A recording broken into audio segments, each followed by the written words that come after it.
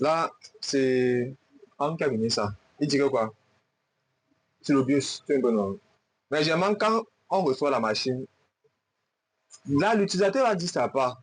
Mais comme on dit, vous prenez pour lui mettre quelque part. Mais généralement, ça peut vous orienter pour effectuer un bon diagnostic. Mais généralement, il faut que quelqu'un dise sur le BIOS, tu sais comment ça place le BIOS. Comme tu effectues ton propre diagnostic pour voir quel est le problème exact. Si c'est réellement le BIOS ou c'est autre chose. Et là, la plupart du temps, on doit effectuer une inspection visuelle. Comme premièrement, à première vue. Mais la carte est quand même assez propre. Voilà, elle est assez propre. Donc, je ne pense pas qu'il y a un problème. Mais c'est pas parce que je ne pense pas qu'il y a de problème qu'il n'y a pas de problème. C'est juste un premier aperçu, il n'y a rien. Donc, avant peut-être de monter pour voir s'il y a peut-être un problème derrière moi, derrière, on va pencher d'abord voir. Quand on a la machine, on repart sur place à 19 volts, à 19,6. Là, et on branche. Quand on branche, ça démarre, ça lance, ça s'éteint.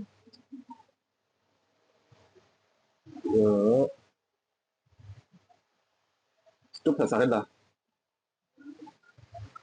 Donc, là, il y a des problèmes, c'est là, c'est un peu délicat à dire sur le bus. Il va flasher directement le bus. Pourquoi? Parce que ici, on a l'impression que la machine veut démarrer, mais en cours de route, ça rencontre un problème. Si vous voyez la consommation, sans que vous la lancez pas, on dirait qu'un niveau, comme ça, un petit léger court-circuit, ça traite directement en route. Donc, à première, je ne vais pas accuser directement le BIOS, parce que vu le syndrome que je vois du BIOS, parfois ça fait ça quand même, mais il y a un retour qui donne toujours, le bouton se donne toujours, ou ici, clignote souvent de temps en temps. Mais si la machine c'est complètement éteinte, c'est parce qu'il a branché directement qu'il a vu, comme la lumière sort là, comment ça on redébranche, on rebranche là.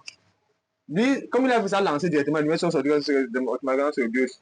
Or, quand les machines font cela, généralement, quand sur le bus, ça ne s'éteint pas, la tension ne revient pas d'office comme ça là.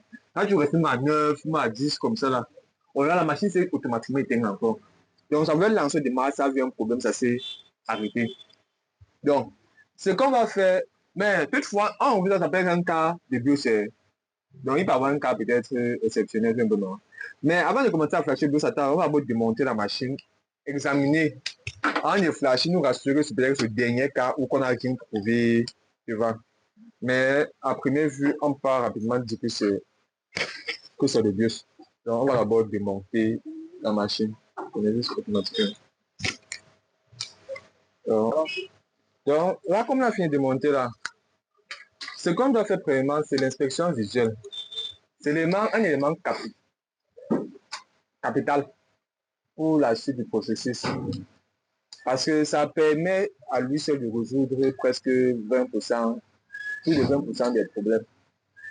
Donc, pourtant, on regarde, on examine, on regarde,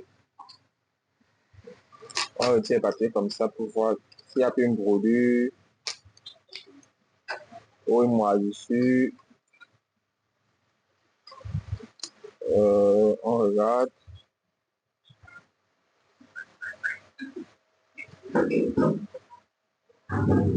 En première vue,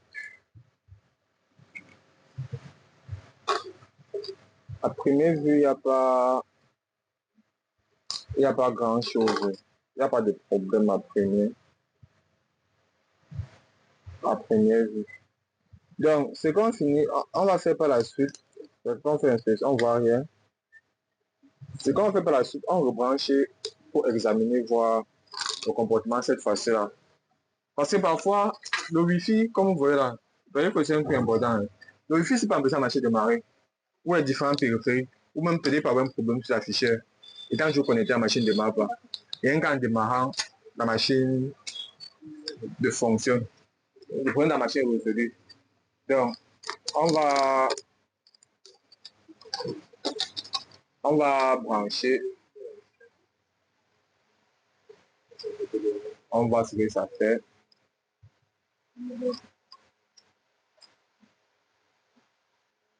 Même comportement. Parce que normalement, ça devait relancer une deuxième fois. Si la machine était opérationnelle, si la machine fonctionnait, il fallait le réinitialiser 3 fois généralement. Donc là, c'est moi qui ai appuyé. Comme le comportement, c'est anormal, ça s'éteint seul toujours. Donc, ce qu'on va faire avec c'est. Pardon.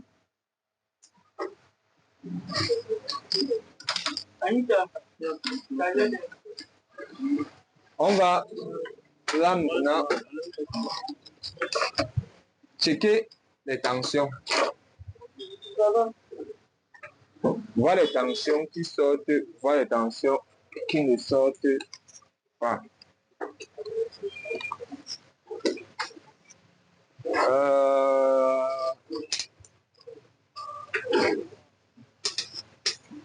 C'est un peu automatique.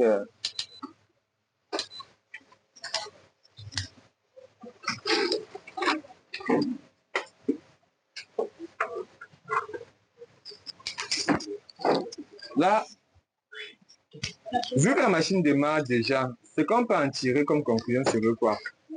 La 19 va arriver bien sur la machine. Là, c'est automatique.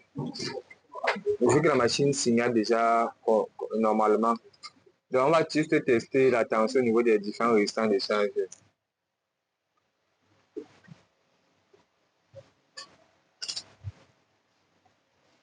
3 volts. On teste la tension au niveau de la batterie. Et c'est bon. C'est bon. Je pose la batterie. La tension sort.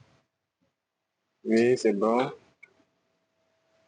Le SMBOSS data, SMBOSS clock, back present, et toute la tension nécessaire sortent. Donc, il n'y a pas un problème au niveau de la puce de charge. On vérifie si la 3 volts, 5 volts sort. Entre ça va sortir 8, 3,4, c'est bon. 5 volts, c'est bon. Ici, là, c'est mon multimètre. C'est un habitué à sa source.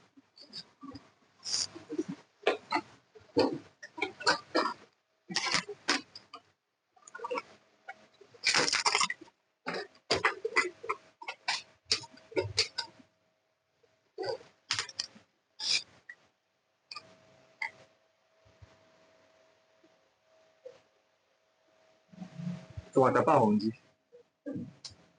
3.3.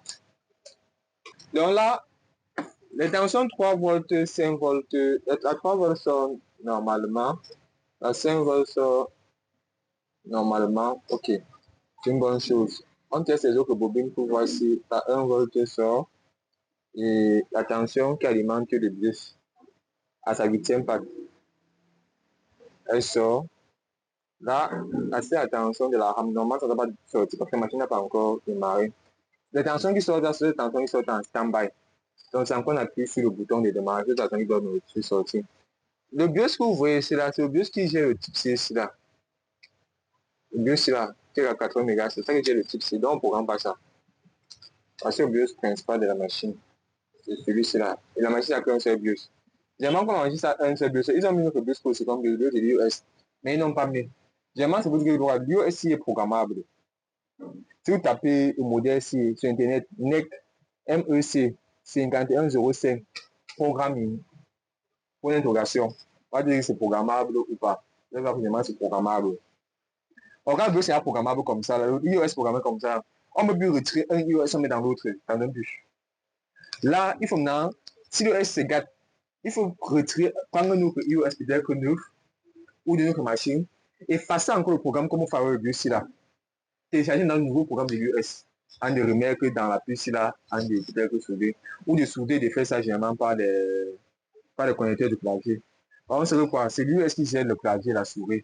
Donc ça intéressant. Donc la conquête là, on voit que ok, il n'y a pas de tout ça normalement.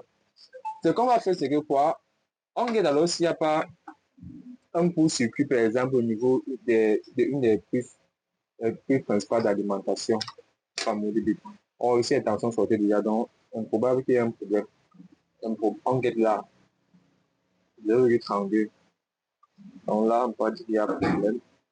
On regarde ici, là, sinon on trouve là, on regarde ici, pas de souci. Ici, là, c'est quoi?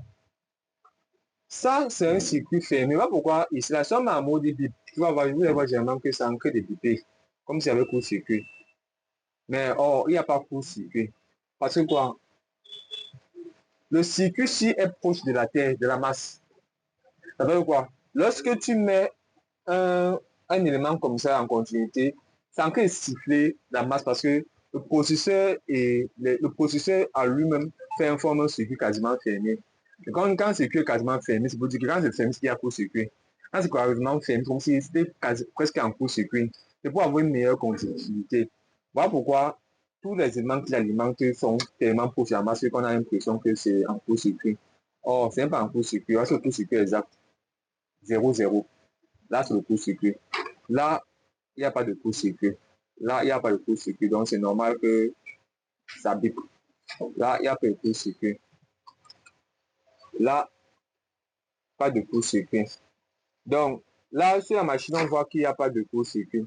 Or, vu le comportement, là, on peut dire tous les éléments nécessaires pour que la machine puisse démarrer sont déjà présents. Or, la machine ne s'allume pas toujours. Donc, ce qu'on va faire, on va brancher rapidement, voir si, avant que ça s'éteigne, si les tensions, si les autres tensions sortent quand même. Par exemple, là, si les branches, avant que ça ne s'éteigne, on teste si sa tension de la rame sort.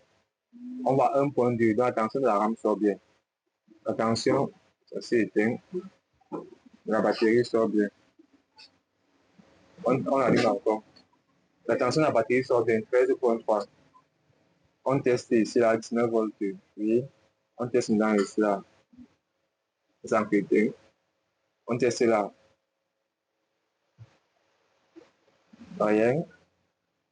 Non, ça s'éteint. Et ça sort. Le processeur est alimenté. Le processeur alimenté. Le processeur est alimenté. Le processeur alimenté.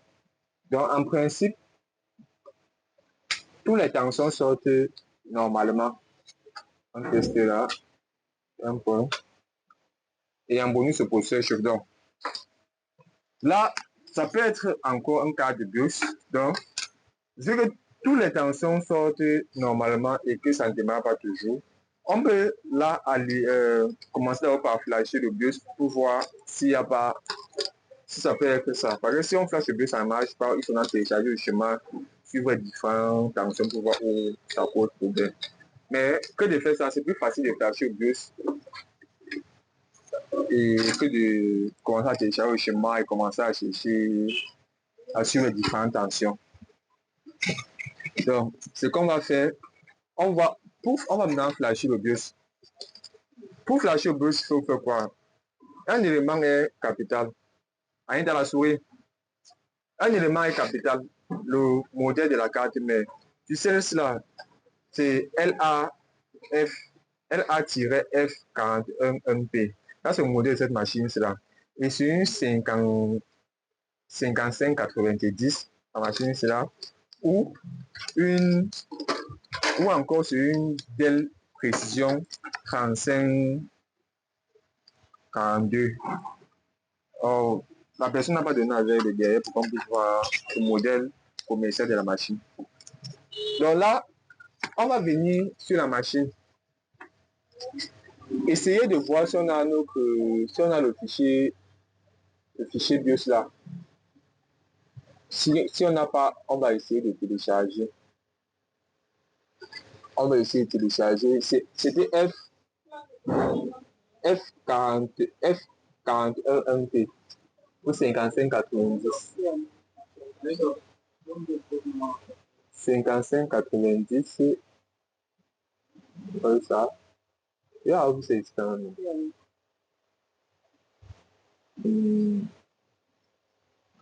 Donc, c'est calme. On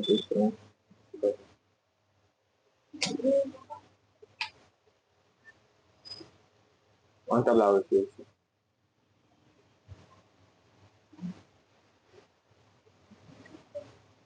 On tape la recherche. F 4 41 Vous avez vu ça comme F55 F411. Pas F411. F55 55 90.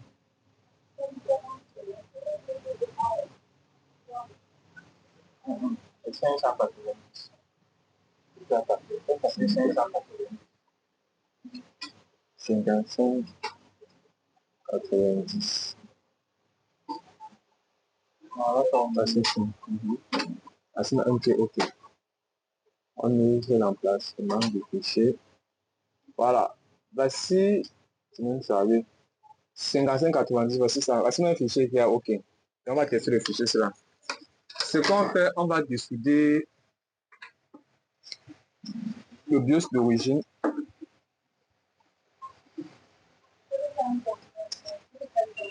On va décider le BIOS d'origine.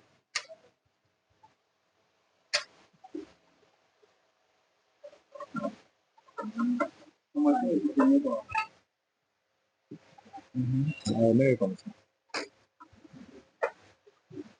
C'est plus comme ça. Ça donne des problèmes. Ça ne signale même pas. Donc, on a marqué que ça signale comme ça. Je ne sais pas si tu as bizarre sur. Je pense.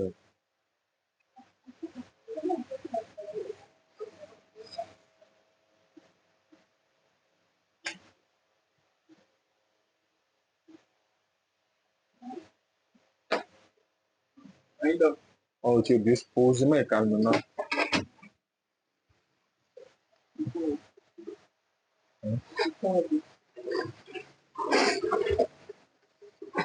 Quand on retire, on nettoie. Pour que le flasher puisse.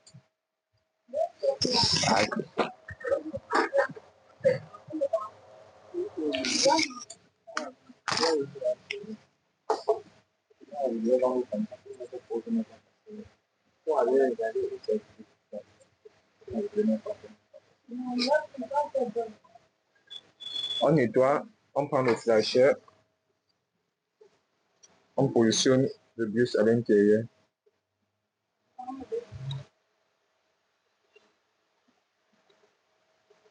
Il faut faire très attention lorsqu'on positionne le BIOS pour ne pas plier les pattes. Là, c'est bon, ça a bien fait. Là, on part dans le programme. On ouvre le programmateur. Quand on ouvre le programmateur, c'est quand on vient checker si ça a pris. Et là, ça met read et donc ça a bien pris. Quand ça a bien pris comme ça, là, après on vient sur Auto pour détecter notre fichier BIOS. On vient sélectionner un programme ici et on sélectionne. Là, la machine a reconnu notre BIOS. Ce qu'il faut toujours faire, c'est sauvegarder. C'est read, on lit d'abord les informations. Vu que la machine a reconnu notre BIOS, on lit les informations du programme qui est dans notre BIOS physique. On attend la programmation, la lecture.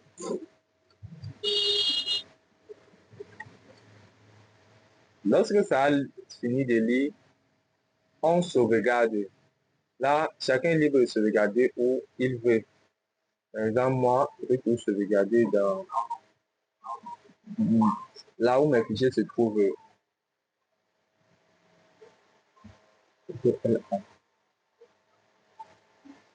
Moi, par exemple, je sauvegarde ça ici.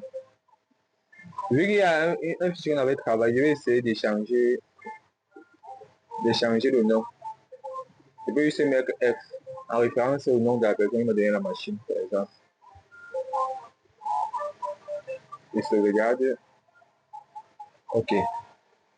Lorsque mon fichier d'origine est sauvegardé, là maintenant, je n'ai pas téléchargé le nouveau fichier. Là, j'avais à tester que les deux que vous voyez là, j'ai vu que ceci fonctionnait. Donc, je le reprends, je reteste. Je sélectionne, je ouvre. Donc, c'est bien. Généralement, ce qu'il faut quoi? Si vous remarquez bien la différence ici, là, c'est le programme d'origine. Généralement, il faut un peu comparer les informations s'il avait de nouveau BIOS.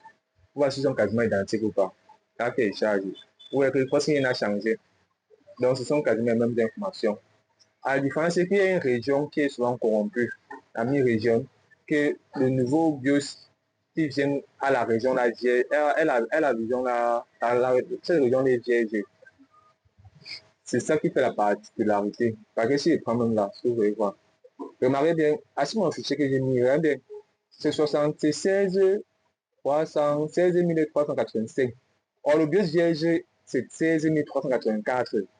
Il y a une différence de 1 octet. Vous voyez bien. Ici, c'est 5, ici, c'est 4. Donc, c'est un peu ça. Là, comme j'ai chargé mon programme, là, j'ai même là ici, il faut que je programme. Juste. Là, on attend.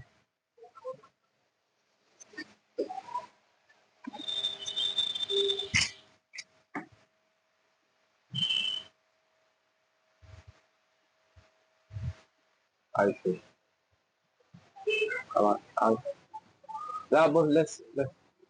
Là, on vient de flasher le programme et apparemment, ça n'a pas marché. Toi, j'aimerais que ça n'a pas marché, il y a un problème. Toi, peut-être que le programme a lâché en cours de route. Donc, on recheck pour voir s'il y a un problème. Non. Diamant, c'est. On peut faire comment? On peut par exemple sur détection automatique. Auto. Là, c'est même pour vous aussi. Hein. On change un peu le, le type de. Le type de BIOS. On parle peut-être que celui-ci là. Et on réessaye, on relance le processus.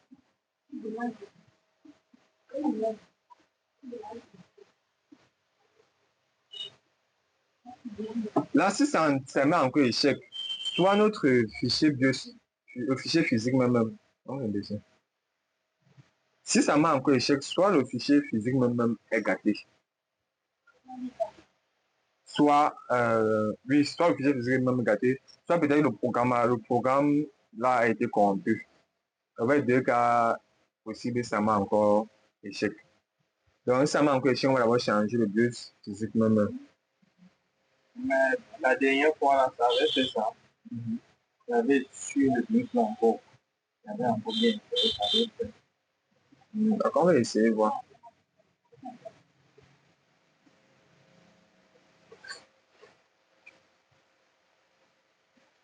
Ah, échec encore. Donc, on va essayer de nettoyer ça bien.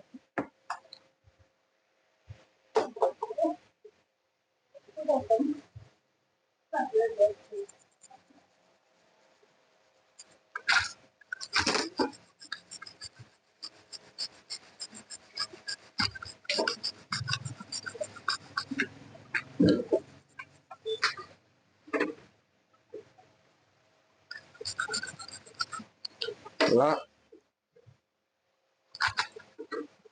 on remonte, on réessaie.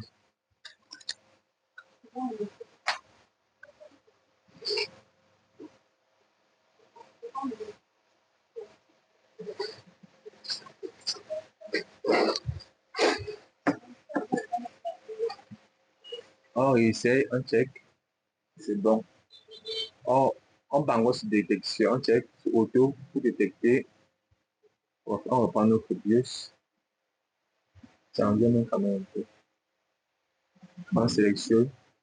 Et après, on vient encore, on se regarde le nouveau fichier. C'est à se regarder depuis, on a hâté download depuis, load depuis. Donc, on clique sur OK. Et on reprogramme. Pour voir. Si ça ne donne pas cette fois-ci, on va seulement devoir changer. Cette fois-ci, c'est quand toi, tu vois. Si je mets ça devant toi, tu vas voir comment.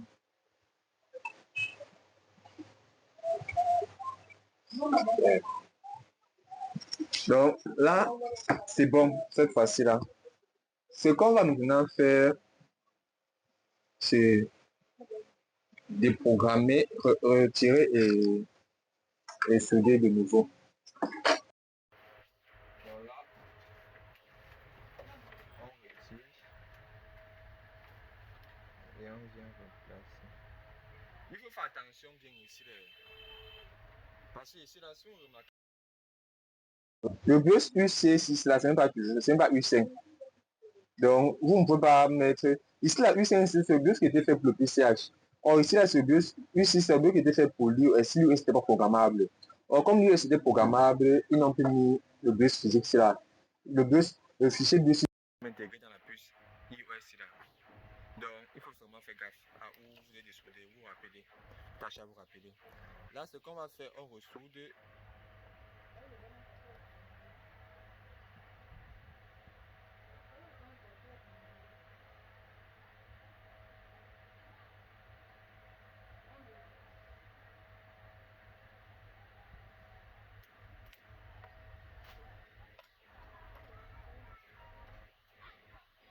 Il faut faire très attention quand vous êtes en train de souder. Pourquoi il y a un composant autour, vous pouvez arracher un composant ou déplacer un composant sans vous en rendre compte. Et là, ça devient trop. Et aussi au sens, on peut le voir là. Ici, sur la carte, il y a une tâche pour dire que c'est ici là qu'on doit. La première partie du c'est lui sa première partie. Donc, vous devez respecter ces indications. C'est là, sinon, vous risquez sur votre machine. Donc, là, ce qu'on va faire, on refroidit et on teste, voir si ça va marcher ou pas.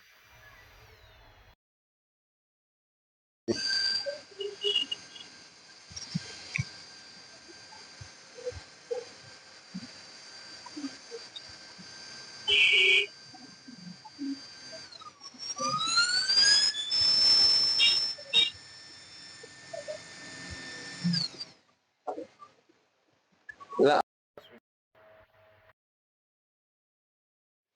toujours et toujours vérifier si tous les pattes sont bien connectés. Là, c'est bien monté. Ce qu'on va faire, on reteste pour une seconde fois pour voir le comportement.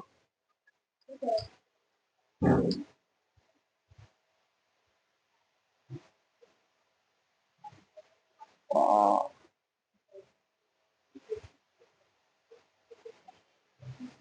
Voilà, cette fois-ci, ça relance un peu plus que la première fois. Voyons voir.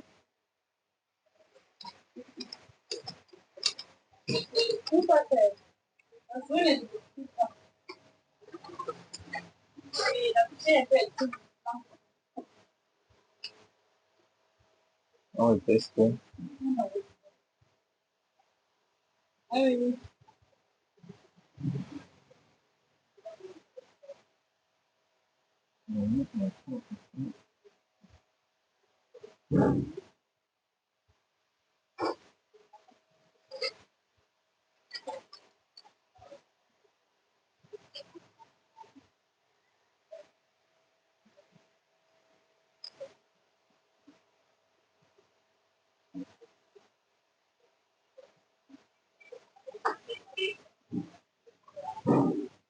Là, ça ne lance pas plus. Un comportement qu'avant. Ça lance et ça arrête en cours de route. Donc, actuellement, cela doit avoir un problème. Ce n'est pas un problème de... C'est pas un problème de bus après neuf, comme on disait tantôt là. Puisque le bus qu'on a testé ici, c'est un bus qui passait bien sur une machine autre. Bon, généralement, c'est que pour aussi, les machines sont assez capricieuses avec les bus. Lorsqu'ils ne sont pas bien soudés, bien montés, vraiment, ils ne donnent pas. Ce qu'on va faire, on va essayer de bien rechauffer et replacer d'abord pour éliminer toutes les possibilités, que ce soit le bus qui dérange.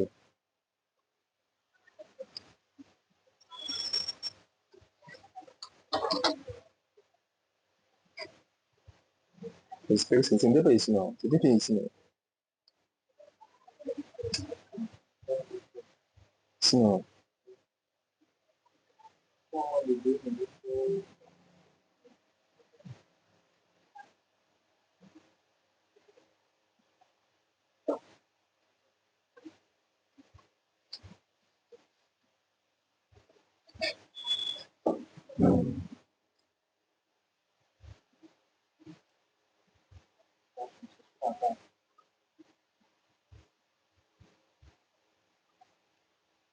on ressoude bien, on essaie une seconde fois voir. Si ça ne donne pas, c'est pour dire que le problème n'est pas un problème de... Cette machine n'est pas un problème de bus, comme on disait à la base. Le problème doit être sur la carte mère.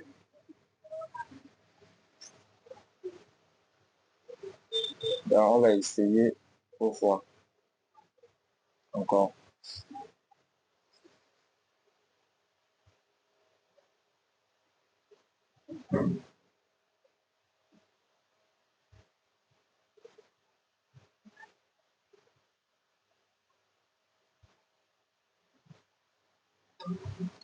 Ça ne relance pas. Effectivement, le problème est sur la carte mère. Comme on disait dès le début. Le problème ici, c'est que quoi? Parce que là, pour ceux qui ont des problèmes, généralement, c'est que...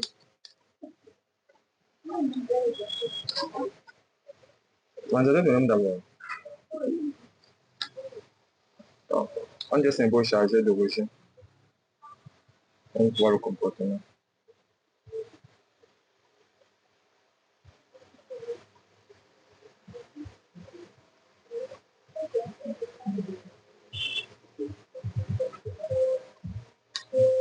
C'est inclus. C'est inclus le ventilateur tourne. Mais c'est pas tout normal, puisque la machine doit redémarrer 3 fois. Et là, ça tourne juste quand ça arrête. Bon, c'est qu'on va faire maintenant, comme ça tourne, la tester aussi les différentes tensions. Voici tout ça normalement. C'est bien. On va se faire ça demain de 20 ans.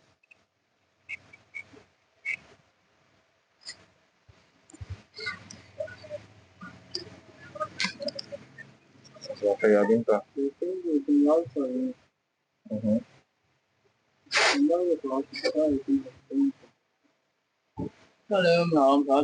Comme ça. Ah, tu sais, là, on Ouais.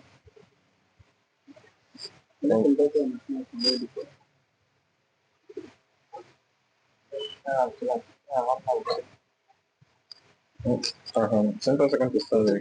Eu gosto, eu lembro não, para tu sei, tá lá para tu já sabe não, para tu já Attendez, então foi um sucesso. Inshallah, nous grand ballon. Ainda là,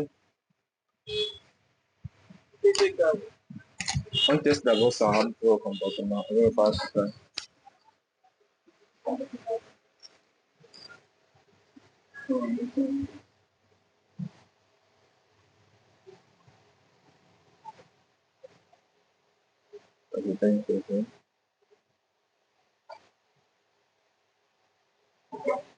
Ça c'est la bonne.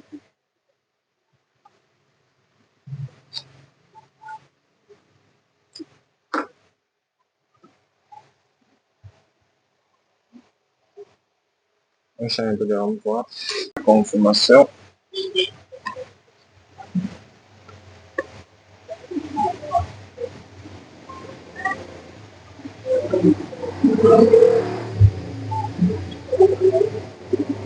Super. Et ça va regarder.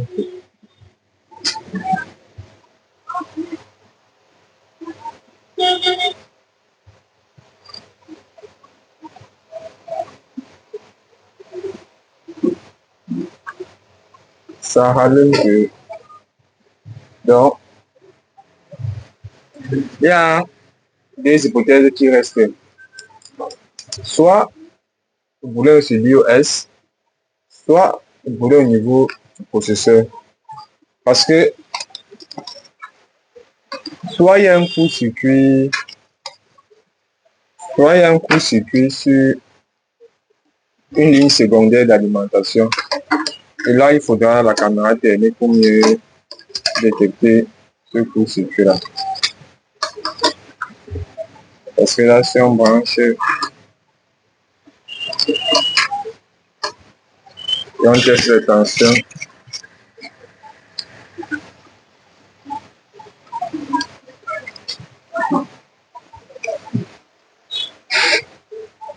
les tensions sont vraiment la tension de la RAM Tension de la batterie, 19 volts.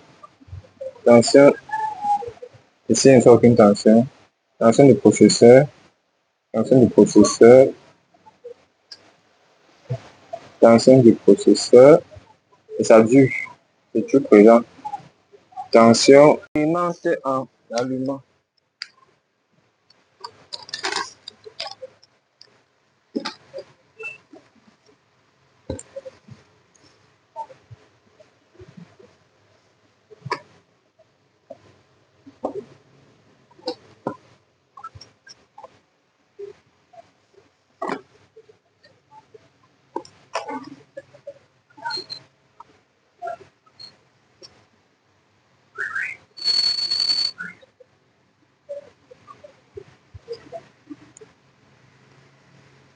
Ça n'est pas connecté.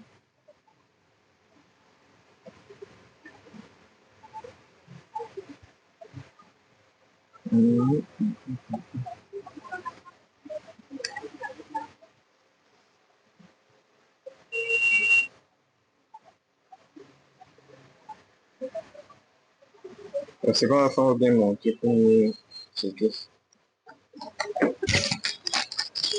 On va monter ça comme ça.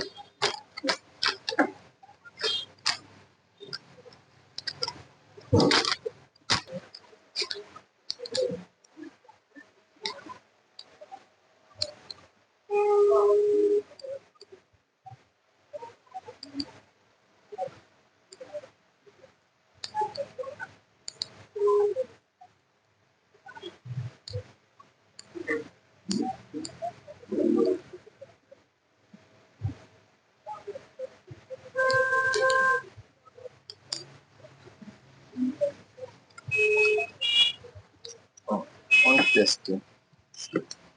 Là, le voyant signale, ça signale. Le clavier n'est pas retrouvé.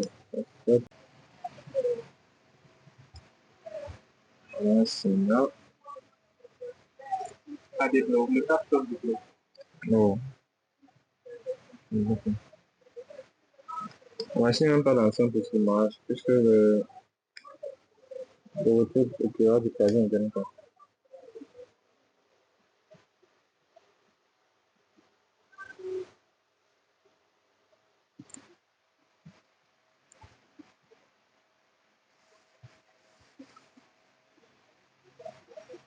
Ah, c'est bien. Donc ça va avancer.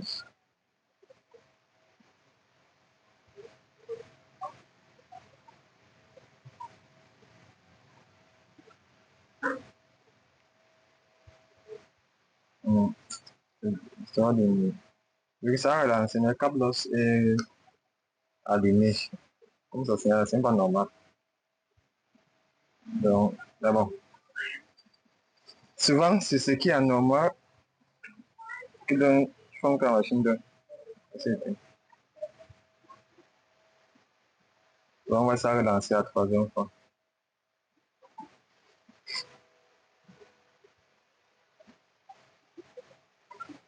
Ça dure trop quand même.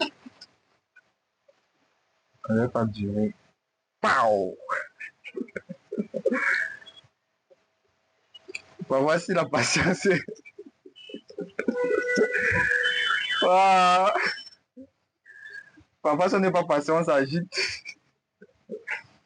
On fait des conneries. La patience paye. Non, mais surtout que toutes les tensions étaient présentes. Tout présent de lui. Même la rame était présente. Tout, bon, à